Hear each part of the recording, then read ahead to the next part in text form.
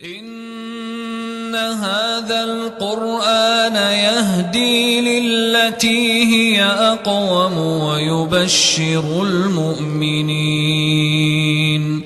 ويبشر المؤمنين الذين يعملون الصالحات أن لهم أجرا كبيرا. Bismillah, alhamdulillah, wassalatu wassalam ala Rasulullah sallallahu alayhi wasallam. Assalamu alaikum wa rahmatullahi wa barakatuh. Welcome back to Qur'an Made Easy. This is your brother Abu Muhammad. In the last lesson, we learned how to recite Surah Al-Falaq correctly. Today, inshallah, we're going to learn how to recite Surah Al-Ikhlaas correctly and remove some of the common mistakes that people make. Now, let's open our Qur'an to Surah Al-Ikhlaas. أعوذ بالله من الشيطان الرجيم بسم الله الرحمن الرحيم. We have here قل هو الله أحد. Now the word Allah here, lam in the word Allah is sometimes pronounced in a heavy way and other times it's pronounced in a light way. When do we pronounce lam in a heavy way? We look at the letter before the word Allah, the letter before that. If the letter before that has a fatha or dhamma, we pronounce lam in a heavy manner. Here in this ayah, huwa Allahu, the waw is the last letter before the word Allah, then it has a fatha. So we pronounce, because of the fatha, we pronounce lam, the word Allah, in a heavy manner. Huwa Allahu, qul huwa Allahu, and not qul huwa Allahu, which is very common to hear. It's a very common mistake, qul huwa Allahu. No, lam, the word Allah, is be pronounced in a heavy manner. Why? Because the letter before the word Allah has a fatha. If the letter before Allah has a fatha or dhamma, make it heavy. If the letter before Allah has a kasra, for example, Dinillahi, nun has a kasra, we make it light. Dinillahi, and not Dinillahi. Yeah? So because of the letter before the word Allah has a fatha, in this situation, we make it heavy. قُلْ هُوَ اللَّهُ قُلْ هُوَ اللَّهُ and not قُلْ هُوَ اللَّهُ. Then we have the word ahad. Ahad ends with a dal, and dal is one of the 5 qalqala letters. So because it ends with a dal, we're stopping, a forced stop with a dal, a forced sukoon with a dal, we make an echo bouncing sound. Ahad, ahad, and not ahad. It's not قُلْ هُوَ اللَّهُ ahad, but قُلْ هُوَ اللَّهُ أَحَدَ أَحَدَ, echo bouncing sound. Now I'm going to say the ayah. I want you to listen carefully and then repeat after me. قُلْ هُوَ اللَّهُ أَحَدَ قُلْ هُوَ اللَّهُ أَحَدَ. Now you say it. Good. Next ayah. Allahu. This ayah starts with the word Allah. Now, because we can't look at the previous word, there's no word before that, what do we do here? Is that we make lam in the word Allah heavy all the time. Whenever the word Allah starts in an ayah, make it heavy all the time. But we just have to be careful that the alif make it light and lam make it heavy. So it's then Allah, Allahu, and not We don't say Allahu Samad. If we say Allahu Samad, that means we're making the alif heavy. We don't want to make the alif heavy, we want to make the alif light.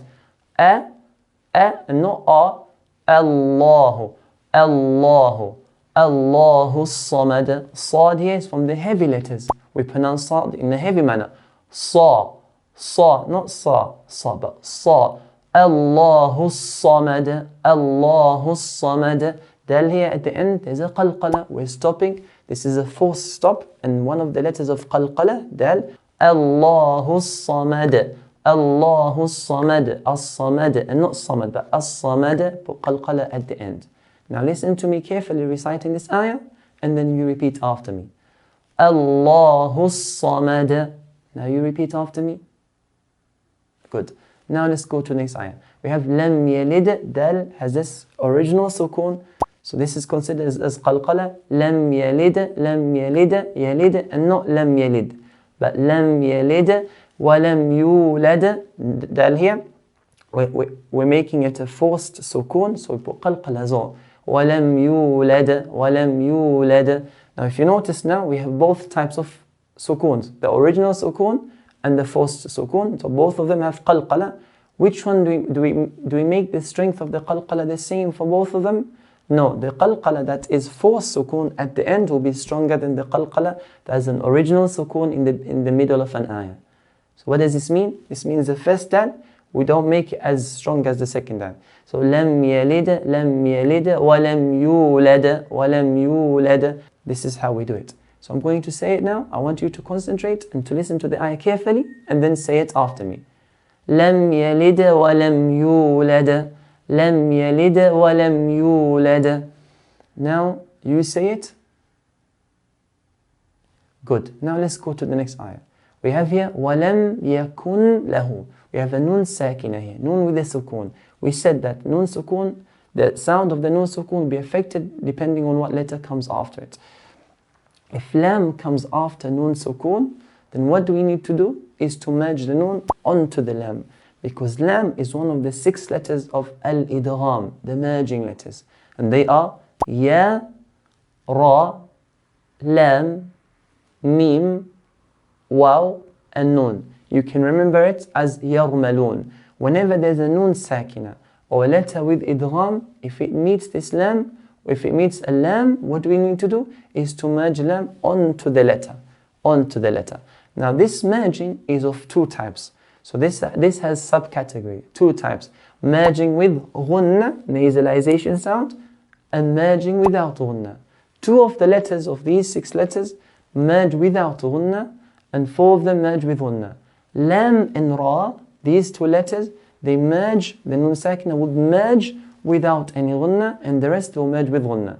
Today's lesson we're going to learn what without ghunna means. Inshallah in the next lesson we will learn what merging with ghunna means. So these are the letters of idgham. Ya, ra, lam, mim, waw, nun. If they come after nun sakina, then the nun sakina would merge onto them. Yeah? So now we have lam and ra. We said they do not have any ghunna when merging. So what does this mean? This means we completely erase the nun. No sound of any nasalization. So kaf here will jump straight to the lam. Ghunna will be completely removed. So if I say yakul lahu, there's no ghunna. If I make a ghunna, it will be like this. Yakun lahu. We don't want that ghunna. So to take it out, to merge without ghunna just means completely take it out. And the example for ra will be an ra'ahu istaghna. An ra'ahu istaghna in Surah Al-Alaq. We don't say an ra'ahu. When we merge the nun to the ra here, we completely take the nun off. So the alif will jump straight to the ra. Ar-ra'ahu istaghna. So after nun sakina or tanween, if there's a lam, we merge without any ghunna. This just means completely take the original nun out, or the hidden nun in tanween, completely take it out. So here, yakul lahu, and not yakun lahu. Do not pronounce the nun, but completely take it out. Walam yakul lahu. Then we have the word kufuwan. Fa has a dhamma. Kufuwan. It's very common to hear kufwan ahad, kufwan, by making the fa sukun. To make the fa sukun is incorrect. It's kufu. Walam yakul lahu kufuwan. Then we have the word ahad. The word ahad ends with a dal. And dal is one of the 5 letters of qalqala, so we make an echo sound. Ahad. Now I'm going to say the ayah. I want you to listen to me carefully and then say after me. وَلَمْ يَكُنْ لَهُ كُفُوًا أَحَدٌ. Again. وَلَمْ يَكُنْ لَهُ كُفُوًا أَحَدٌ. Now you say it. Good. Now what I'm going to do is to recite the whole surah. What I want you to do is to listen to me carefully reciting the surah, because I'm going to apply the rules that we learned today. Bismillahir Rahmanir Rahim. قُلْ هُوَ اللَّهُ أَحَدٌ اللَّهُ الصَّمَدُ لَمْ يَلِدْ وَلَمْ يُولَدْ وَلَمْ يَكُنْ لَهُ كُفُوًا أَحَدٌ. Now this is the end of the lesson. What did we learn today? Today we learned that the lam in the word Allah is sometimes heavy, sometimes light, depending on the letter that comes before it. If the letter comes before it is fatha or dhamma, we make the lam in the word Allah heavy. If it's kasra, we make the lam in the word Allah light. If the word Allah starts in the beginning of an ayah, we make it heavy automatically. But we just have to be careful that the alif is light and then the lam is heavy. We also learned that sad is from the heavy letters in the Arabic language, so we pronounce it in a heavy manner. And add to this is the qalqala. There's an original sukoon, so qalqala, an original sukoon in the middle of an ayah, and qalqala at the end of an ayah. The one at the end of an ayah will be stronger than the one in the middle of an ayah. And lastly, we learned that after nun sakina, if there's any of the 6 letters of idgham merging, what we need to do is to merge the nun onto the lam. These are ya, ra, lam, mim, waw, and nun. And this merging is of 2 types. Merging without ghunna, this just means completely take out the nun, and merging with ghunna, inshallah we'll find out next week. Now this is the end of the lesson. If anyone has any questions related to today's lesson, please feel free to ask and we'll get back to you as soon as we can. Please don't forget to take the short quiz to test what you've learned in today's lesson. We've also prepared the PDF note for today's lesson. Don't forget to subscribe, share and forward our videos to all your contacts. Remember the hadith the Prophet ﷺ said, whoever calls to any goodness will get the reward for the person who acts upon that goodness. Until then, Jazakumullah khairan, wassalamu alaikum wa rahmatullahi wa barakatuh.